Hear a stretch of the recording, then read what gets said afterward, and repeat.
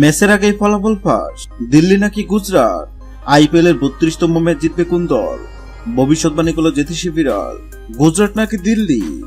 32তম ম্যাচে জিতবে কোন দল? তা নিশ্চয় আগেভাগে বলে দেওয়া সম্ভব নয়। তবে এবার সেই কঠিন কাজটি করে দেখাবে অ্যাকিলস নামের একটি বিড়াল। আইপিএল এর 32তম ম্যাচের আগেই ফলাফল নিয়ে ভবিষ্যৎবাণী করবে অ্যাকিলস। এর জন্য তাকে দেওয়া হয়েছে বিশেষ প্রশিক্ষণ।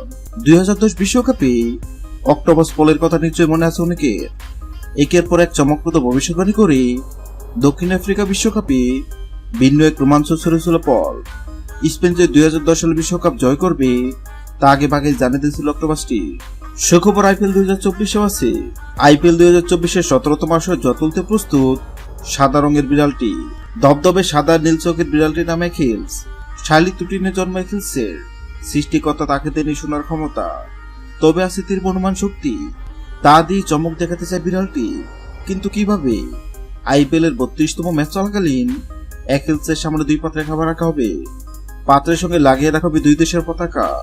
অ্যাকিলস যে পাত্রে খাবার খাবে বোঝা যাবে সেদিন ওই ম্যাচে বিজয়ী হবে পাত্রের সঙ্গে রাখা যে দেশের পতাকা আছে দেশটি। গত 22 মার্চ শুরু হয়েছে আইপিএল এর 17তম আসর। আসরের 32তম ম্যাচ জিতবে কোন দল?